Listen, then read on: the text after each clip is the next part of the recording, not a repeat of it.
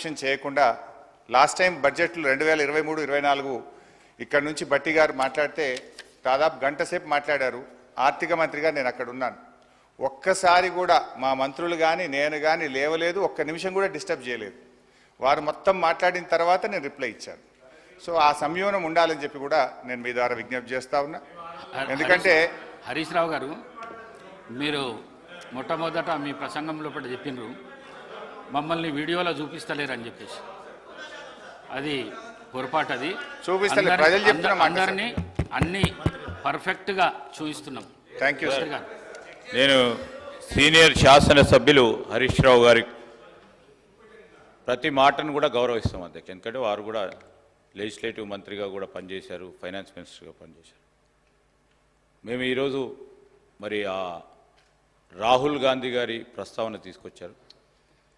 రాహుల్ గాంధీ గారిని ఎన్నిసార్లు చూపెడుతున్నారో దానికంటే 10 రెట్లు ఎక్కువ సార్లు ఈరోజు న్యాయపరంగా వారు కరెక్ట్గా మాట్లాడితే, సందర్భాన్ని పురస్కరించుకొని మాట్లాడితే ఇంకో 10 సార్లు కూడా చూపెట్టడానికి మీ అనుమతి ద్వారా ఏదంటే మీ కార్యాలయం నుంచి చూపెడతారని మాకు గొప్ప నమ్మకము. రెండవది, వాస్తవాలు మాట్లాడారు సార్. అప్పుడు బట్టి గారు కూడా వాస్తవాలు మాట్లాడారు కనుకనే ఏ డిస్టర్బెన్స్ లేకుండే మీ దగ్గర నుంచి కూడా.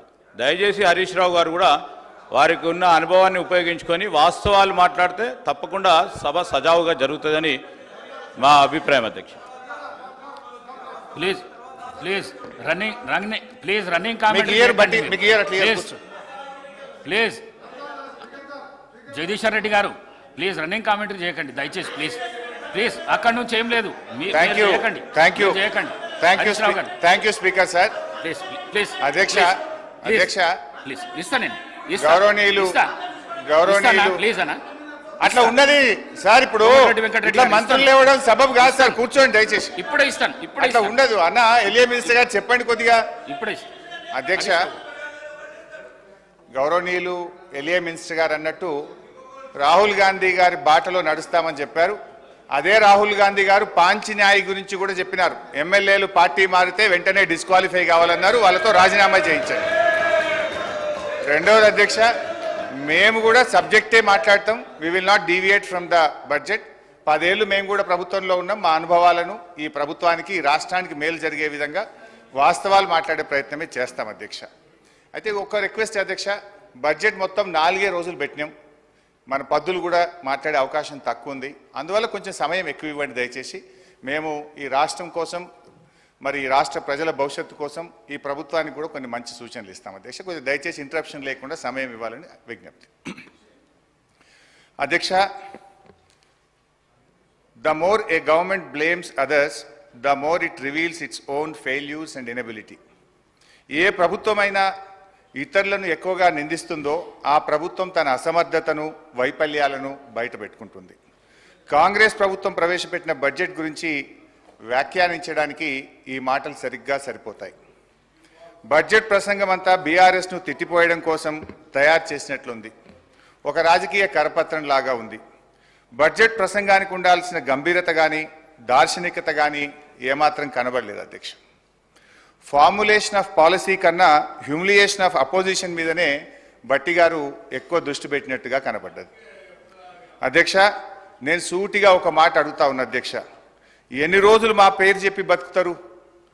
మీరు చేసిందేందో, చెయ్యబోయేదేందో గది చెప్పుంది. 8 నెలలు గడుస్తున్నాయి అధ్యక్ష. మన రాష్ట్రంలో దిశ లేని పాలన నడుస్తుంది. ఈ రోజు వరకు ఒక్క పాలసీని సమగ్రంగా రూపొందించలేదు, ప్రజలకు వెల్లడించలేదు. ఎంతసేపు ఉత్త రాజకీయ వృధా, కాయగొరుకుడు మాటలు, విజన్ లేదు, విషయం లేదు. ఇప్పటి వరకు సాధించిన ఒక విజయం లేదు. ఆర్థిక మంత్రి గారు స్వీపింగ్ కామెంట్స్ చేయడంలో సిద్ధహస్తులని ఈ బడ్జెట్ నిరూపించింది. ఒకవైపు బీఆర్ఎస్ ప్రభుత్వం గత 10 ఏళ్లలో అన్ని రంగాల్లో పూర్తిగా వైఫల్యం చెందిందని రాశారు. మరొక వైపు ఇదే బడ్జెట్లో రాష్ట్ర తలసరి ఆదాయం 3,47,229 రూపాయలని పేర్కొన్నారు. ఇంత సెల్ఫ్ కాంట్రడిక్షనా అధ్యక్ష? ఇంత కన్ఫ్యూజనా అధ్యక్ష? ఇంత కుట్రనా అని నేను అడుగుతా ఉన్నా. ఎందుకంటే 2014లో మా ప్రభుత్వం అధికారం చేపట్టినప్పుడు తెలంగాణ రాష్ట్రం దేశ తలసరి ఆదాయంలో మనం కంపేర్ చేసినప్పుడు ఇతర రాష్ట్రాలతో కంపేర్ చేసినప్పుడు మనం 11వ స్థానంలో ఉన్నాం. కానీ మా 10 ఏళ్ల పాలన ఫలితం ఈరోజు గోవా, సిక్కిం లాంటి చిన్న రాష్ట్రాలు మినహాయిస్తే తలసరి ఆదాయంలో తెలంగాణ రాష్ట్రం దేశంలోనే నంబర్ 1గా నిలపడం జరిగింది. అధ్యక్ష, నేను అడుగుతా ఉన్న బట్టి గారిని, తలసరి ఆదాయం ఇంత గొప్పగా పెరిగిందంటే 10 ఏళ్ల మా పాలన ఫలితమా, 8 నెలల మీ పరిపాలనలో పెరిగిందా? దయచేసి చెప్పాలని చెప్పి నేను కోరుతా ఉన్నా. ఒకసారి గుండె మీద చేసుకొని చెప్పండి, ఎవరి పరిపాలనలో ఈరోజు దేశంలో తలసరి ఆదాయంలో ఈ రాష్ట్రం మొదటి స్థానంలో నిలబడ్డది? అధ్యక్ష, 4.5 లక్షలు లేని జిఎస్డిపిని 14.5 లక్షల పైకి తీసుకుపోయింది మా బీఆర్ఎస్ పాలననా, మీ 8 నెలల కాంగ్రెస్ పాలననా అని నేను అడుగుతా ఉన్నాను. అధ్యక్ష, 2014లో దేశ జీడిపికి తెలంగాణ కాంట్రిబ్యూషన్ 4.1% అయితే ఈ రోజు అది 5% పెరిగిందంటే ఇది 10 ఏళ్ల మా శ్రమ ఫలితమా, 8 నెలల మీ డ్రామా ఫలితమా అని నేను అడుగుతా ఉన్నాను. అధ్యక్ష, 2013-14లో 1,07,00,000 ఉన్న పంటల ఉత్పత్తిని 4 కోట్ల టన్నులకు తీసుకుపోయింది మా పరిపాలన ఫలితమా, మీ 8 నెలల పాలననా అని నేను అడుగుతా ఉన్నాను. అధ్యక్ష, మేం వ్యవసాయానికి ఏం చెయ్యకుండానే 4 రెట్లు ఎక్కువ పంట పండిందా? తెలంగాణ రాష్ట్రం వచ్చినాడు కరెంటు పరిస్థితి ఏంది? ఆనాడు ఏం పరిస్థితి? అడ్డు అదుపు లేని కరెంటు కోతలు, పారిశ్రామికవేత్తలు ఇందిరా పార్క్ దగ్గర ధర్నాలు, వ్యవసాయానికి అర్ధరాత్రి కరెంట్లు, గృహ అవసరాలకు పట్టబగలు కరెంటు కోతలు. కానీ 6 నెలల్లోనే పరిస్థితి చక్కదిద్ది వ్యవసాయానికి చాలినంత కరెంట్ ఇచ్చాం. 2 ఏళ్ల వ్యవధిలో అన్ని రంగాలకు నాణ్యమైన 24 గంటల కరెంట్ ఇచ్చిన ప్రభుత్వం మా ప్రభుత్వం కాదా? అధ్యక్ష, ఇవన్నీ చూస్తుంటే ఈ చెయ్యి పార్టీ వాళ్ళు కూడా చెవులలో పుష్పగుచ్చాలు పెడతారని బట్టి గారి ప్రసంగం వినడానికి అర్థమవుతా ఉంది. అధ్యక్ష, 5 దశాబ్దాల కాంగ్రెస్ పరిపాలనలో తెలంగాణ స్థాపిత విద్యుత్ సామర్థ్యం 7,778 మెగావాట్లు. పురోభివృద్ధి లేదని మీరు చెప్పిన ఒక్క దశాబ్దంలోనే తెలంగాణ స్థాపిత విద్యుత్ సామర్థ్యం 19,483 మెగావాట్లకు పెరిగింది. మీరు చేసిన దానికంటే 3 అంతలు చేశాం. ఈ మధ్య అదనంగా 1,400 మెగావాట్లు ఎన్టీపీసీ నుంచి కూడా వచ్చింది. మీ ఇందిరమ్మ రాజ్యంలో తలసరి విద్యుత్ వినియోగం ఎంతుందో తెలుసా? 1,196 యూనిట్లు. అనుకున్నంత అభివృద్ధి సాధించలేదని గౌరవ ఆర్థిక మంత్రి గారు చెప్పిన బీఆర్ఎస్ పాలనలో తలసరి విద్యుత్ వినియోగం 2,349 యూనిట్లకు పెరిగింది. అధ్యక్ష, ఇదంతా కాదు బట్టన్న స్పీకర్ గారు, ఇంత పెరిగింది అంత పెరిగిందని సరే లెక్కలు నేను చెప్తా, బుక్కులలో ఉంటుంది. కుల్లా మీరు ఒక్క 10 నిమిషాలు టీ బ్రేక్ ఇవ్వండి. నేను బట్టి గారు పోయి అసెంబ్లీ ముంగట గన్ పార్క్ మీద రోడ్డు మీద నిలబెడతాం. రోడ్డు మీద పోయే 10 మందిని బీఆర్ఎస్ పాలనలో కరెంటు మంచిగుందా, కాంగ్రెస్ వచ్చిన 8 నెలల కరెంటు మంచిగుందా అని అడుగుదాం. కుల్లా జనం చెప్తారు కదా అధ్యక్ష. మాది బాగలేదు పురోభివృద్ధి సాధించలేదని మాటలు చెప్తే అయిపోతుంది అధ్యక్ష. చివరికి ఈ కరెంటు గురించి అధ్యక్ష, గౌరవ మన సభానాయకులు ఇదే అసెంబ్లీలో అప్పుడు తెలుగుదేశం పార్టీ శాసనసభ్యుడిగా ఇటువైపు ఉండి ఆనాటి కాంగ్రెస్ ప్రభుత్వం మీద రేవంత్ రెడ్డి గారు అన్న మాటలు ఒక్కసారి నేను గుర్తు చేయదలుచుకున్నా.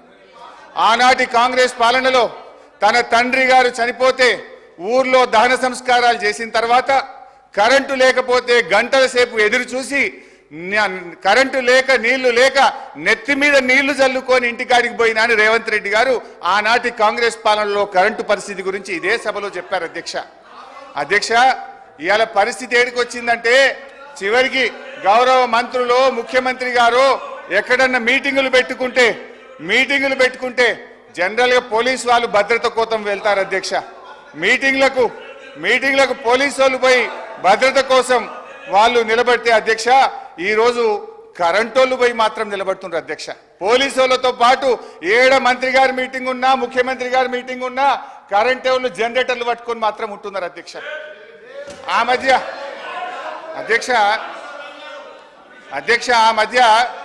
మధ్య రేవంత్ రెడ్డి గారు అప్పుడు మా పార్టీలో ఉన్న కొత్తగా ప్రభుత్వం ఏర్పడ్డాక మా పార్టీలో ఉన్న కేశవరావు గారి ఇంటికి పోయింది. ముఖ్యమంత్రి గారు లోపల పోయిండు, బయట కరెంటు పోయింది. అది పత్రికల్లో ప్రముఖంగా వచ్చింది. సరే అధ్యక్ష,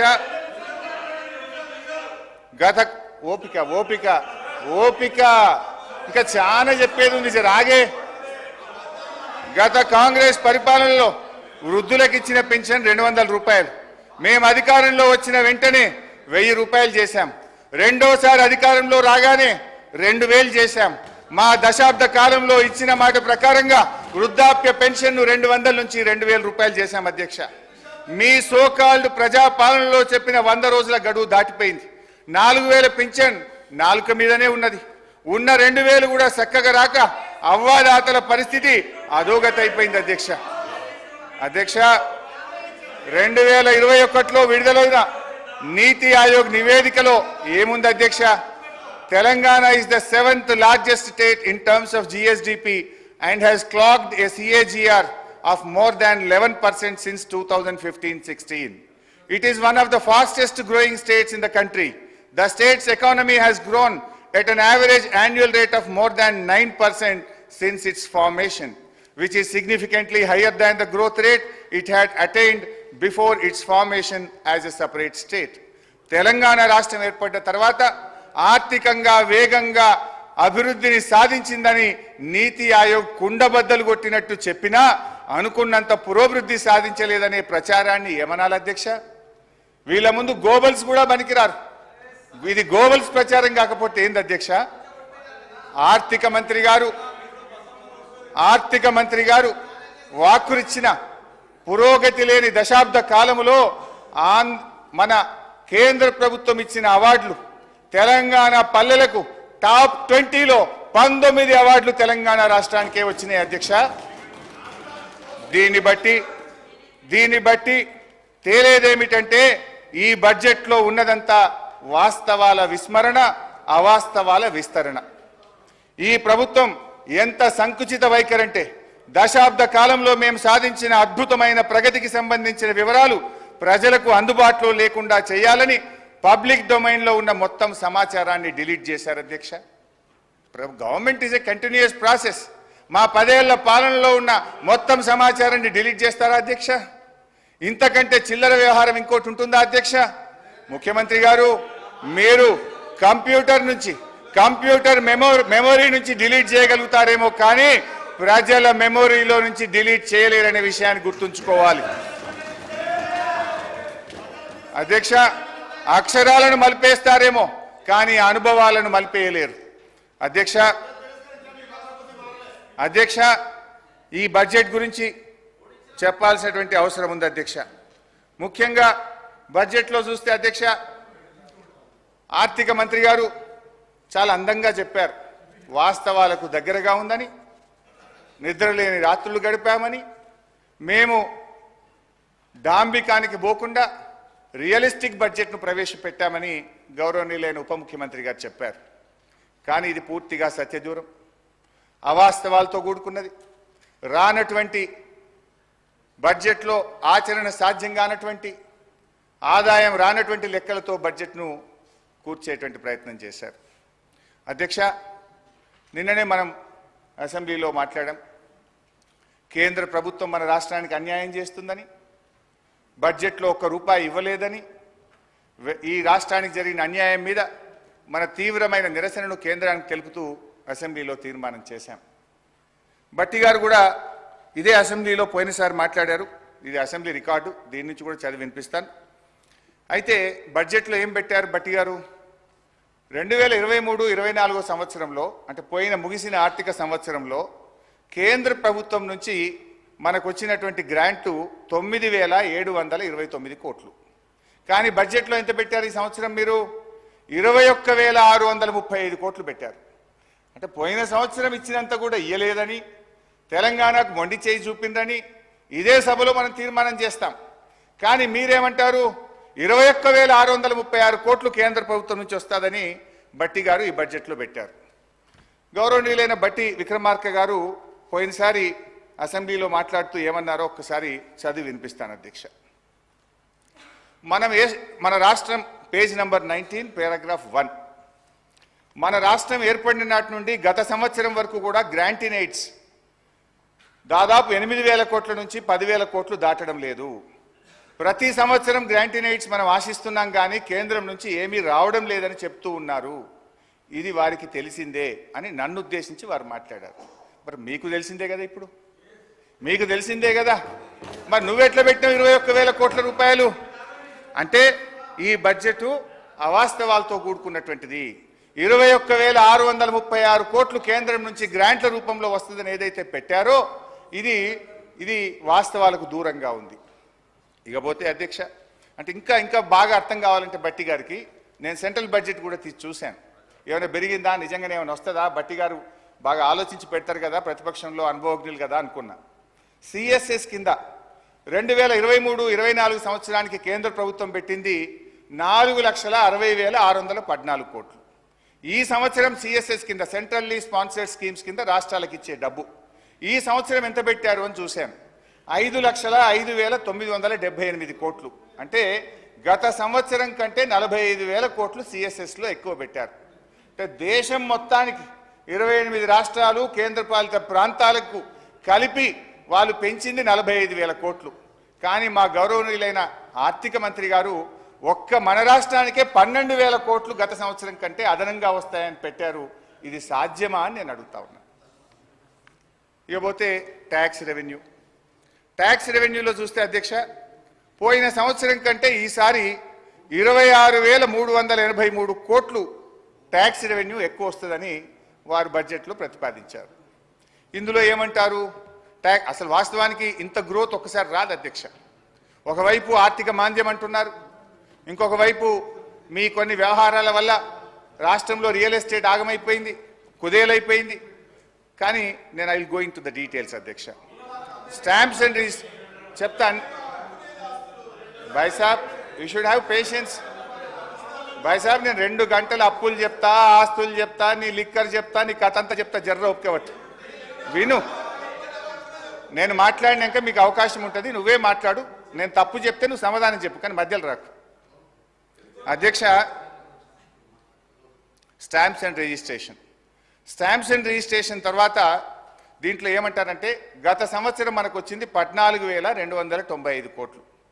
ఈ సంవత్సరం స్టాంప్స్ అండ్ రిజిస్ట్రేషన్ ద్వారా 18,228 కోట్లు ఆదాయం వస్తుందని బడ్జెట్లో బట్టి గారు ప్రతిపాదించారు.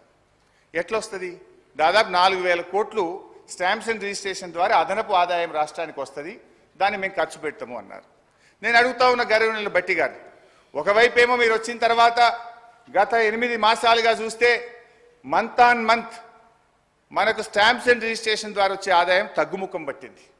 ఒకవైపు ఏమో రిజిస్ట్రేషన్లు తగ్గుతూ ఉన్నాయి, రిజిస్ట్రేషన్ ఆదాయం తగ్గుముఖం పడితే ఇంకొక వైపు మీరు 4,000 కోట్లు పెరుగుతుందన్నారు. ఏ రకంగా పెంచుతారు? అంటే మీరు వ్యవసాయ భూములు రైతుల చేతులు